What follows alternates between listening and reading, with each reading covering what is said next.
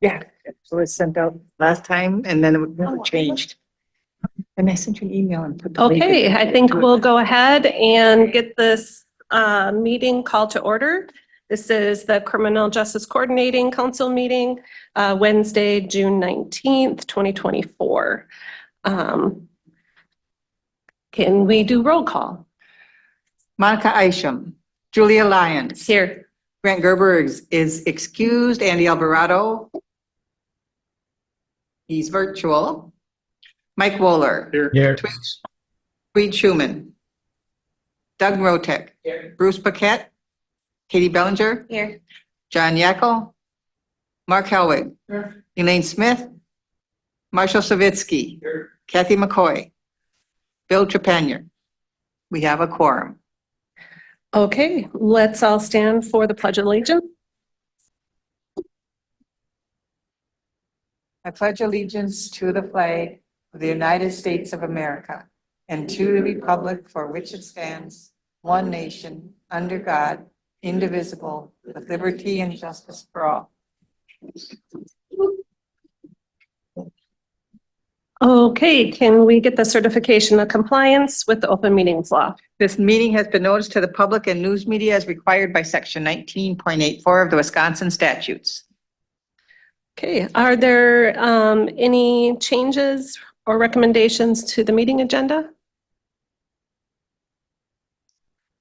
Okay, hearing none. Do we have any public comments? Anything online? Okay, no public comments. Now we'll move on to approval of meeting minutes. Can I have a motion? Make a motion to approve the 5/8/24 CJCC minutes. And a second. Any discussion? Okay, all in favor?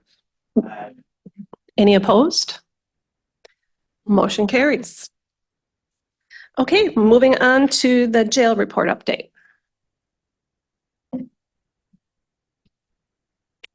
The May 24 jail numbers, our average daily population was at 52.75, 16 and a half of those being females, 36.25 being males. Average probation incarceration was at 9.5, pre-sentence incarceration at 32, and approximately 11.25 sentenced inmates. The day that this report was printed, there was 0 on electronic monitor. We had 1 working Huber in-house yet. There was 50 the day that this report was generated, and unemployment rate a little higher this month at 76%. Thank you.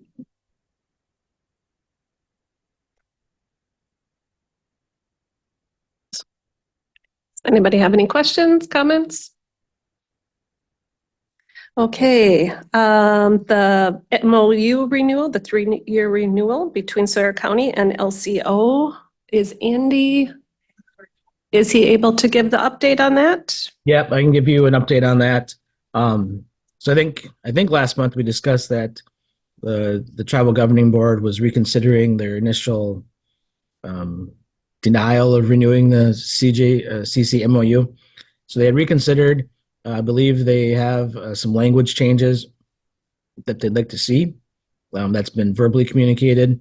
I checked today to see where that was at, and they have not agreed yet or finalized what changes they want to the MOU. And I believe it's going to be on their meeting next week. So as soon as we get that from them, then we can take a look at it. But that's all I have at this time.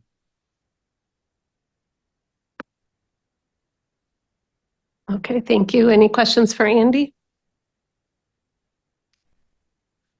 Okay, moving on to criminal justice coordinator update. Becky, are you coming up? Yes.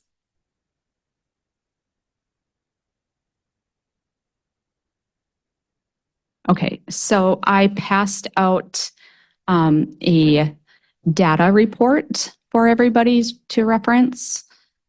If you want to follow that, we currently have 155 individuals on pretrial supervision. We have 16 on diversion. 4 of those are getting closed out because they've been sentenced. We have 7 in treatment court, but 3 are pending 3 additional are pending sentencing. So technically, per our grant, and per our policy, we are at capacity for treatment court. We are on overcapacity memos for pretrial right now because we lost our treatment court coordinator and we've done some program restructuring. So our plan is to take the diversion coordinator position and combine that with the treatment coordinator position and create a TAD coordinator. So that position will be strictly a coordinator position, whereas in the past they did coordination and case management. Moving forward, we're hoping to just have it focus mainly on coordination. But we have to get to a point where we're fully staffed. Having said that, we have a new pretrial diversion case manager who started on May 6th. And she's getting trained. She did recently get a caseload. And so she got her caseload this past week. And so that's helpful, but we still can't take new individuals on new bonds, new referrals, until we staff our second case management position. And we're interviewing for that next Monday. So that will be helpful for the overcapacities. We have 16 diversion referrals pending. 3 of those are scheduled currently. We have 3 completions since last month, and we had 5 who were determined ineligible. So whether that's, the offenses were ineligible or just per TAD standards, because that's all based on different things. But so we had 5 referrals that were determined ineligible. Does anybody have any questions about the numbers? Okay, so our TAD pre-application is due July 15th. I met with Mike Markren and we went over a plan to submit. But in order to submit that in the past, we've submitted an application for $100,000 for treatment court, $125,000 for diversion. This year, treatment court is up and running fully. So we have the opportunity to submit an application for the full amount of $150,000. With TAD, the county is required to match 25% of whatever we apply for. So we have to get the county's approval to apply for that with their match. I have data from the last 3 years for felony convictions and for the jail booking that I think helps to substantiate programming. But I don't know if the county is going to want us to pursue that. My goal is to try to apply for that because, like I said, we're already at capacity and we've only been up and running with treatment court since January. So we can't take anybody else, and treatment court participants they don't complete it quickly. So those openings wouldn't be coming up anytime soon. And we can't take on more people unless we expand. But if anybody is interested in the numbers, then these are raw numbers, and I just pulled them from CCAP for the felony convictions and charges because some of them are still open cases. But the jail report came directly from Lieutenant Wohler. So 2022 felony charges, we had 314. 2023, there were 242. 2024, I pulled it through the 30th of April, and so far there have been 70. So, 4 months, a little over 4 months, because it's through a 4-month period. But, we're on track for like 210. And so you can see a decline in those felony charges. Again, some of those are still open, so they haven't been convicted, all of them yet. The jail report, 2022, the average daily population, 88.73.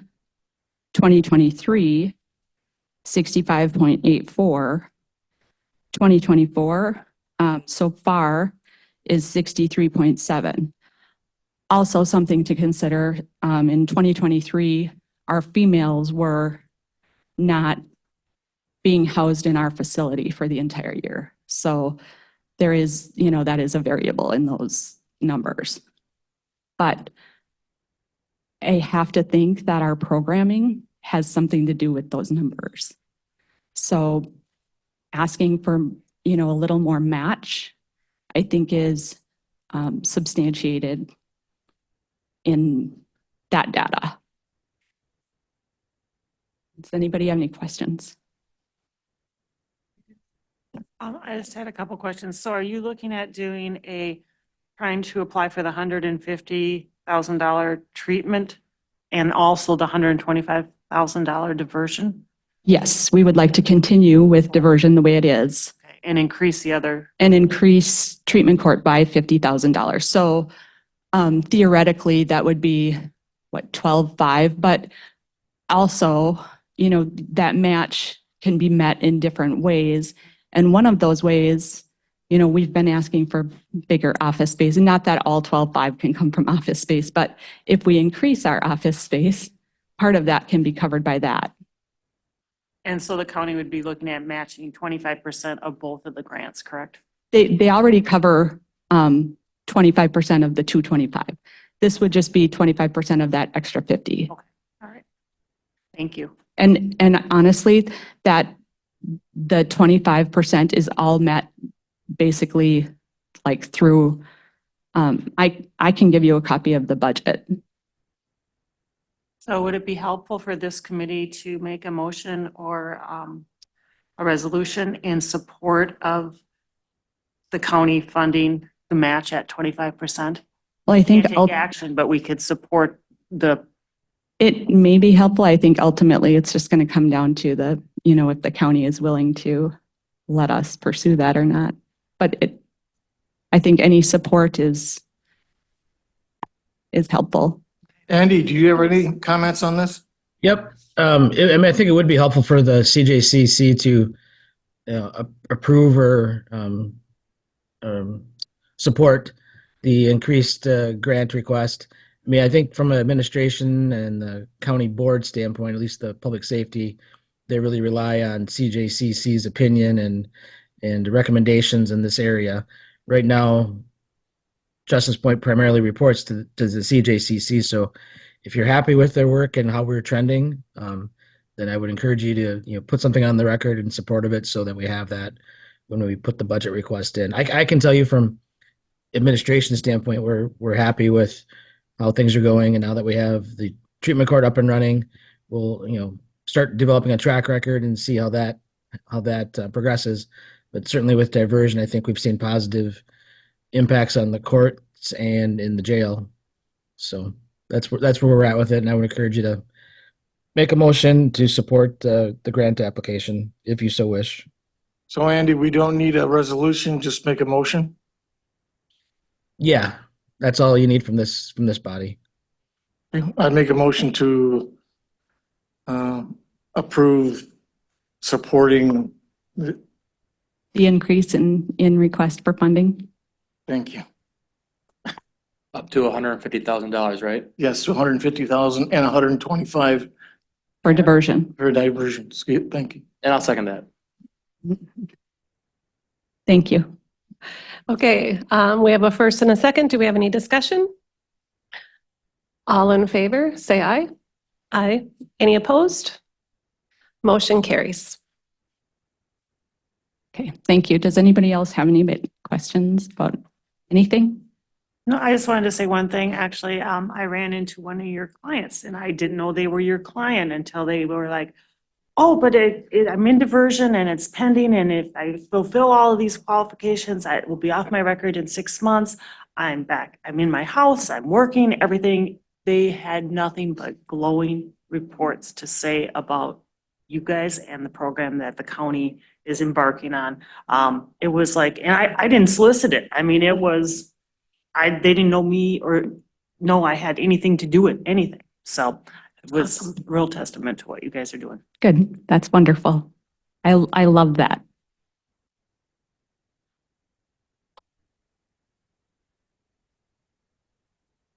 Also, just one other quick update. So Lieutenant Wooler gave the number of electronic monitor our updates as of May 24th, but as of today, we have 3. So just so that's on the record. I just have one other quick question as far as pretrial. I mean, you're over capacity, so do we have wait list again?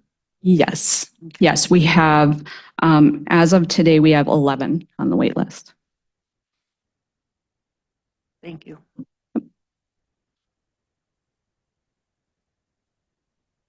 Good?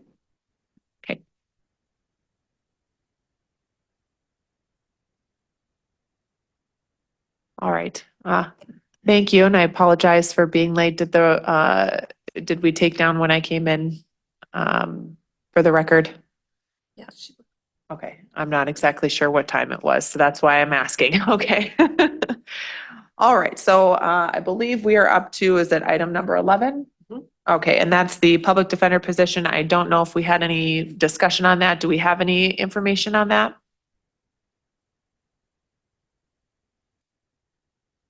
Okay. Andy, have did you nothing have for that. anything for that? No, I don't have anything. Just the only thing I have is talking with other counties. We're all riding in the same boat. Nobody really has any Jeez. real solutions for that right now.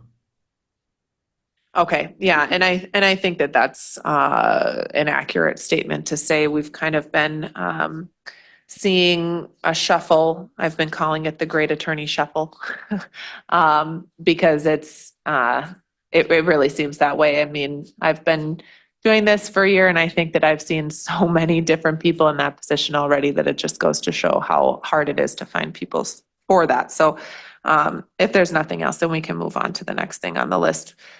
Which is number 12, Health and Human Services Report.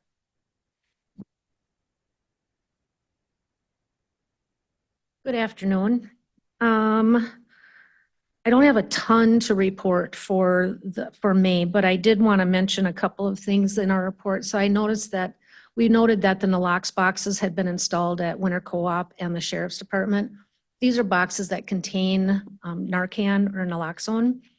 And actually, we installed those in May and we've already had to refill both boxes. So there was 36 at the Winter Co-op, there was 12 at the Sheriff's Department. So we have already refilled those. In addition, we have been offering Narcan at the food shelf and have handed out over 200 doses of Narcan just in the past couple of weeks at the food shelf. So I think that's worth noting. The peer recovery billboards are up. I hope that you've seen them. We are installing road signs, peer recovery road signs within the next few weeks. We actually have a core group of people who are peer recovery specialists or peer recovery coaches, and they have the signs and are putting them around the community where they think they will make the most impact. We are currently working on some new billboard ideas for fall. And we are recruiting community members to support the Forever Joy campaign during the Muskie Fest Parade.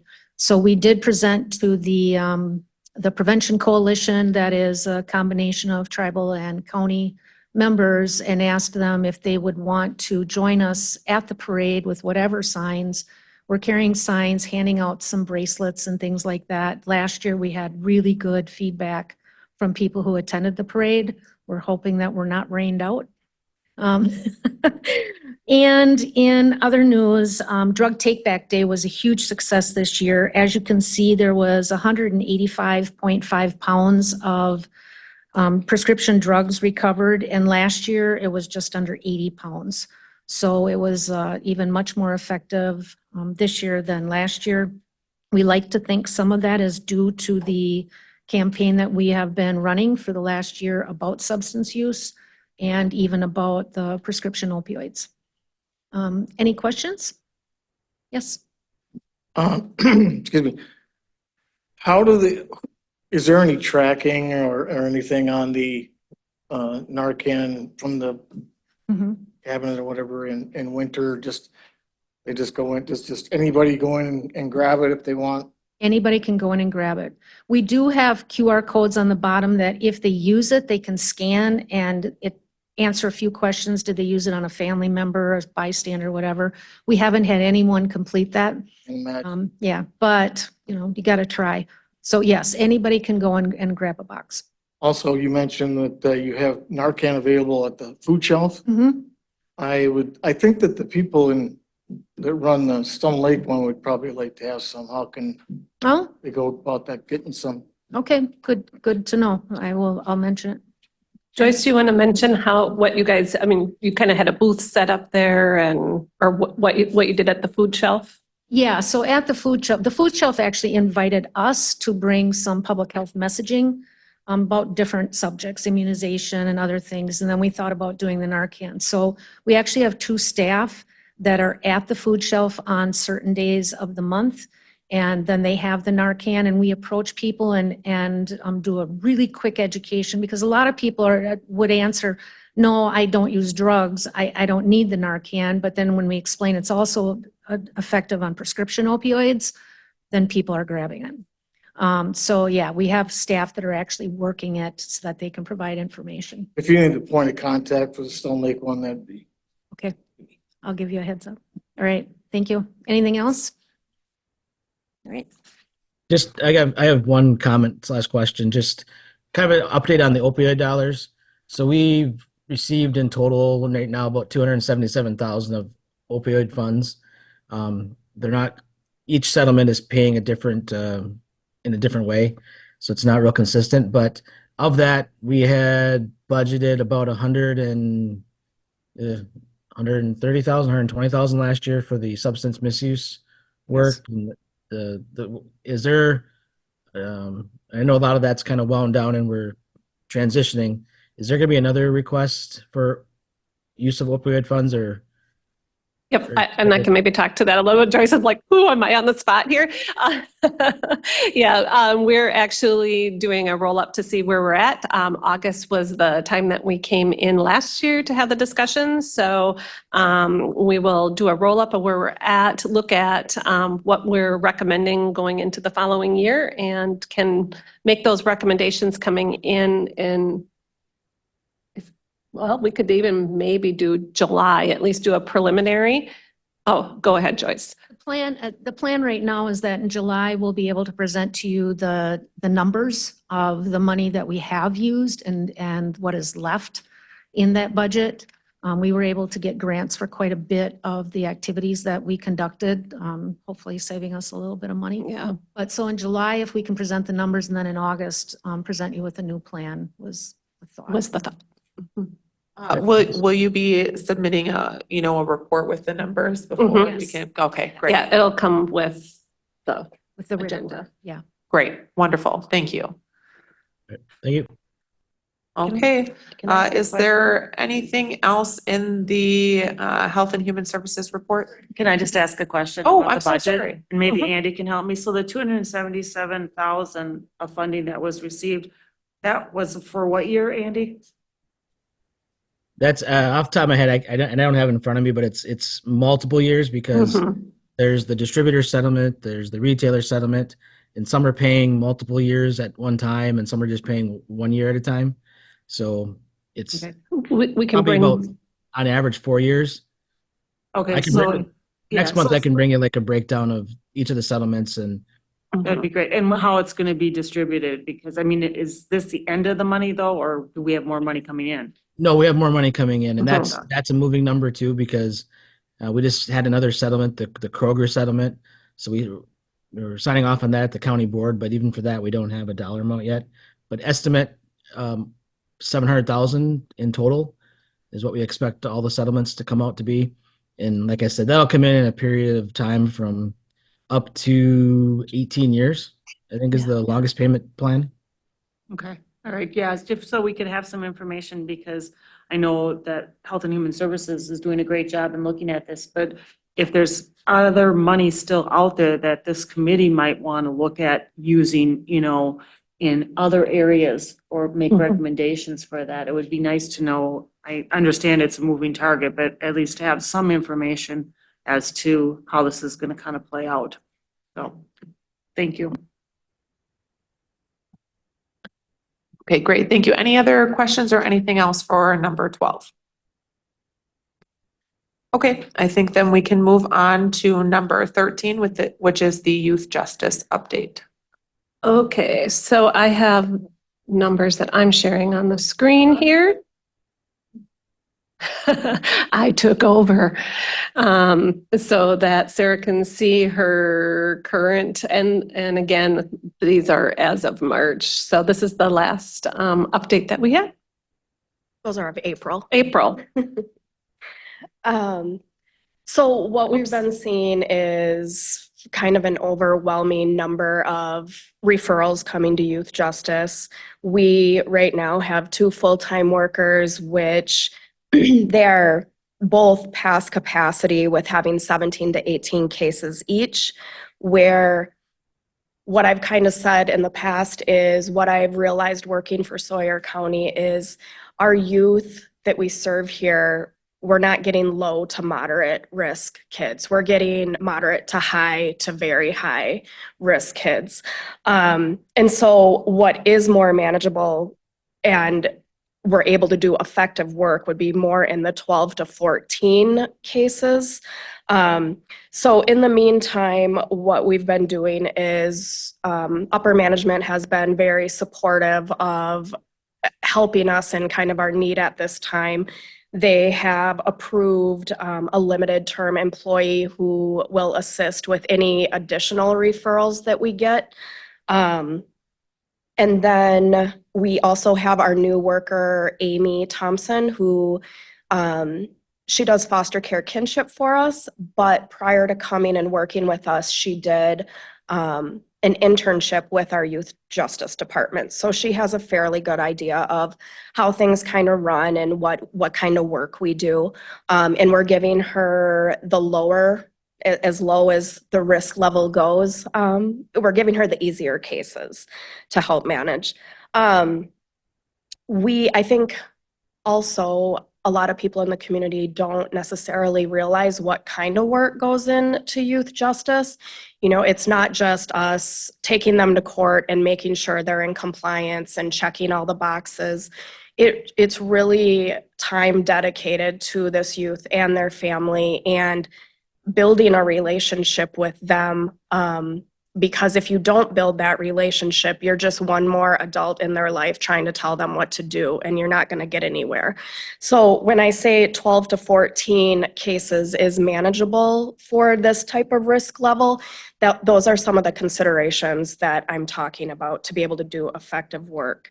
And then, I mean, in addition to that rapport building, there's also when kids are on court level supervision, we have all the paperwork that also goes into that, which is also very time consuming.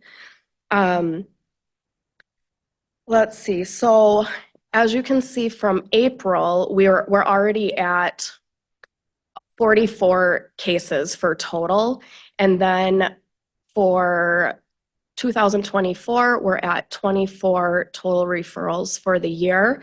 What we are hoping to begin to work on is a more so diversion program, because what research has shown is putting these kids into the criminal system is actually more detrimental to them and their future. I think a lot of people have the belief that those Scared Straight programs or going to JDC is exactly what these kids need to get them straightened up.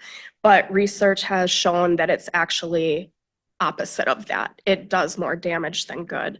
So the diversion program that we're looking at, we would like to be able to fund this program and get it kind of going. We're going to be looking at different avenues of grant funding to do that. I'm working closely with Julia and the new assistant director, Carrie Mann, in trying to do this. We are also working very closely with the tribe, as right now our numbers reflect that it's 78% of our tribal youth that we have open. So we are really trying to be more collaborative with the tribe and with their the court program that they currently have open. So we are working on these grants together, and we want to support our youth as one team. So we're in the very beginning stages of trying to implement all of that, but I think that is where we'll really start to see some change in the upcoming years, because if we can start working with these kids at a younger age, that's where we're going to be able to make the difference. You know, I don't want to say that once kids are teenagers that there's no hope, but it's definitely a lot more difficult to make that change. Thank you. You had a question? Excuse me. Yeah, you say that, of course, you know, sending them to some sort of a, not jail, but that type of a program it's detrimental. So what is your plan on the diversion side? So diversion would be informal. We would not be sending kids to court, and if there's no court order, we can't be sending them to JDC. And the things that we would be working on would be truancy, THC possession, alcohol. We would do some vaping in there too. But it's to really figure out what's the root cause that's causing the truancy, that's causing them to start drinking and using THC. Because 9 out of 10 times there's some trauma that has occurred. There's underlying causes. So we want to get in there early enough to figure out what those are and help get the kid into therapy, AODA assessments, treatment. So is this counseling that you're doing when they first coming into this program? And so we wouldn't be counselors, but we would refer them out to services, and we would continue to build that relationship like I'm talking about. And really, I mean, I think truancy is a big problem in our community. And that is honestly my biggest and main focus is it's illegal to not go to school. And I think somewhere that's been lost along the way, where kids are dropping out. And I mean, in my past experience, we had court orders for kids, and there was, like, we told them, you can't drop out. It's against the law. And so I think there's some things that need to change on Sawyer County's kind of way of handling things. And one of those things that I would request if we were going to move forward with this program would be that Hayward School gets rid of their 10-day drop policy, because I think that sends a message to kids that it's okay to drop out of school. And we want to change that. is there any repercussions for the parents if these kids continually are truant? Yes. So, I mean, of course, diversion is we want to do everything we can to divert them from having to go in the court system. Mhm. However, there would be some cases where we're not able to shift that thinking and the actions of parents and or the teen. And so at that point, we would be able to file a petition to get them into court and under habitual truancy. And there's a list of sanctions that can be implemented. And we can also make conditions for the parent to follow. And so I think this program could be really successful for all of these reasons. And one last thing, you mentioned that there's probably a lot of people in the area that don't know what it entails for you guys to do all this. I'm one of those people. I don't know what you guys really are doing, so maybe get that explained sometime. Maybe at the next meeting, I could do a presentation that really kind of outlines everything we do. So one of the things that, first and foremost, I think a diversion program for juveniles is extremely important. And I love that idea. And I think that you would have tribal, support. And I actually did an assessment just yesterday with Nicole Yep. on that. That's who I'm working very closely. Okay. So, and those questions, man, really open your eyes. So I love that direction that we're going in. And actually the way that, I've been approaching truancy is completely different than it has been in the past. And I want to, it really is a goal of mine to kind of use, truancy and these juvenile, diversion plans that you have. Maybe we can sit down and put a plan together and probably bring in the schools and make sure that they're on board. To be perfectly honest, when I'm in court sometimes, like listening to the different rules that there are about, how they're marking kids absent, even I'm confused on some of that stuff. So I think that it is complicated, and it's more complicated than probably most people think. Now, another way that I approach truancy is that I feel like it's a triage, because typically there's some underlying issue, right? In some cases, there's just those a-hole kids that just don't want to go to school, right? But in most cases, there's something else going on. The younger the child is that they're getting these citations, the more likely it is that there's something going on at home. And I'm seeing a lot of situations where we're having these families, these kids come in, and in the hearing, red flags are flying all over the place. One thing that I would love to see is during these truancy blocks, and maybe we can try to work through this scheduling when we put our plan together, if we could have somebody from the department sitting in for the truancy hearings, because that would be a good way for you guys to kind of see the red flags that I'm seeing and maybe provide some services, or maybe, okay, why don't you guys come with me after here? We're going to have a conversation. And multiple cases already, I've had those situations, and I'm like, man, who can I call? And sometimes they're very small, and they're small kids. And When they're younger like that, it's an indication of the parenting. mhm. And as they get older, as we know, teenagers can be very unruly and harder to control. But I think that all stems from how they were brought up and parented, and starting with the parents not finding education as something that needs to happen. Right. And another issue that I'm seeing is because school has changed, right? We, ever since COVID, have so many different varieties of how children can go to school. And I think during the time of COVID, people kind of got out of the habit of seeing a kid outside during the middle of a school day and thinking, why isn't that kid in school? I don't even think that anymore, right? Because we think there could be many reasons why that kid's not in school. It used to be a lot different than that, right? So, I'm also seeing that being an issue. And I can usually spin it to be more of a benefit. And I will say, maybe traditional every single day going to school is not going to work for you. You maybe need to look into an online school or a this or a that.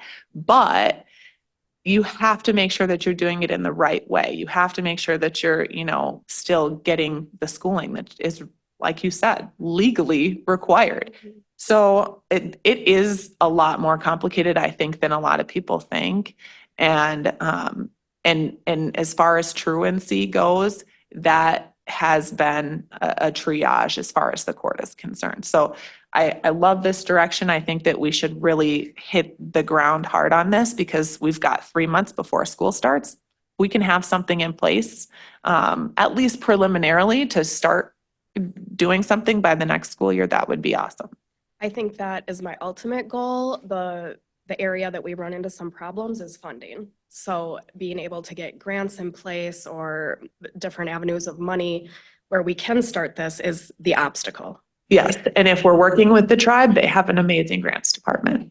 I have already met. with them. We're fully planning on utilizing that. Perfect, perfect. Thank you so much. Does Can I anybody just else? add something too, that, you know, if you look at cost that to the county in as a whole and to the community as a whole, if you can use diversion and not have to have a child end up or a juvenile end up in a facility that the county has to pay for, which is extremely expensive, you can save a lot of money. I mean, if the dollars and cents related to the problem also makes sense, because if you want to spend, how much does it cost to put a day like in Lincoln Hill or somewhere? It's very, our monthly bill for 2 kids is $77,000. There you go. So, I mean, that can go a long, long Yeah. way if you took $80,000 times 12 months in terms of what you could throw at diversion versus what you're throwing at 2 kids in the end, I so. think, yeah, completely agree with you. I think it would take a couple, maybe several years to really start to see that change. It's not going to be something that happens overnight, but I think this is the best route to be able to take to start to make that difference. And I think you can, it helps to sell it to people too. I mean, because people are always like, I don't want another $500,000, you know, going into that program or whatever. But there is a benefit, a cost benefit actually to doing this too. And so I think that's part of the whole thing in terms of trying to sell it, yeah. Yeah, It's of course, definitely- we just don't want our kids in any sort of a, Yeah, so don't- we exactly. don't I mean, that's just a side fact. yeah, I mean, yeah, And just, And next month, when we come and she talks a little bit more about it, we can kind of bring those numbers because I think that, again, we will need board support when we come through the budgeting process. We're doing everything we can to find funding outside of that. But if we don't get approved FTE and those types of things, these programs just can't happen. So we'll make sure we talk about that a little bit more next month. Does anybody else have any questions? I didn't know if Andy, did you have anything else that you felt like we should add? Yeah, well, I don't so much add, you kind of are covering it, but I did want to stretch it, the discussion just a little bit, just to point out, like, probably a year and a half ago, Sarah was our YJ department, or so the names that you're seeing taking on cases are new employees.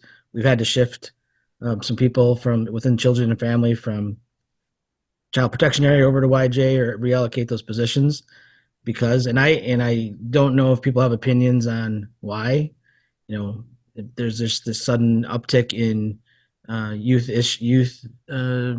delinquency or issues, or perhaps we were not doing things we were supposed to be doing in the years before. So it's coming to bear now, but so we are trying to address it. And it's kind of the ripple effect is, well, one, like Kathy just pointed out with Lincoln Hills, we are concerned about the cost of our out-of-county placements for youth now. Our adult out-of-county placements are somewhat under control or have been within manageable amounts, but now the number of youth we have placed are causing strains on the budget in addition just to the staffing needs. But the ripple effect too, I think I see the white shirt and tie sitting there. Bruce, could you talk a little bit about the impact on the DA's office that we've addressed?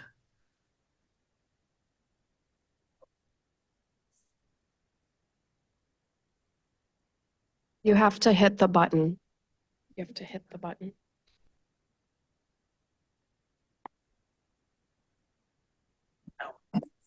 All right, so now I forgot the question. You want to know the impact that juvenile justice has on my office? Yes, Um, recently. well, compared to last couple of years, meaning prior to Sarah, I don't want to say Sarah's the marker, but in some respects it is in my mind. But in previous years, we've had very few referrals that actually come to my office. Now I have almost as many juvenile referrals as I do adults. We don't have every case go through the court system. Sarah's talking about deferred prosecution or diversion, but I see diversion as deferred prosecution when you saw the numbers on the screen. So we're seeing not just 44 cases, but we're seeing all these cases coming through and having to be reviewed and some type of decision to be made. My staff, I only have 2 staff persons for 3 lawyers. Usually it's a 1-to-1 ratio in other offices. With the increase in juvenile activity, we've asked for additional help because we just can't keep up. We can't provide the advice that the social workers are asking us for. We don't have time to do the orders. We don't have time to do the petitions correctly. And thankfully, the county has agreed to allow us to hire an additional staff person there. So with additional staff person, hopefully we'll have somebody that can concentrate in that area and work with the social workers. I'd like to see more social workers, obviously, but I'm not the county board. I'm not telling you to hire additional people, but having good people in those positions is hard. We've had a lot of turnover in the past couple of years with social workers coming and going, and whatever the county board can do to support them would be great, because it seems like once you train somebody and they leave, now you have to train a new person and you're spending the money and then they leave and then you have to spend the money again to train the next person. And it's just this revolving cycle that Sawyer County really isn't getting the best bang for the buck because people are leaving. So hopefully, I don't know if I'm even answering your question, Andy, but ultimately there is an impact on our office. Having good social workers and keeping them here should be a main goal of not only this body, but hopefully the county board as well. But I don't know if I answered your question or if I just started rambling like a lawyer. No, there was an answer in there. You did it. All right.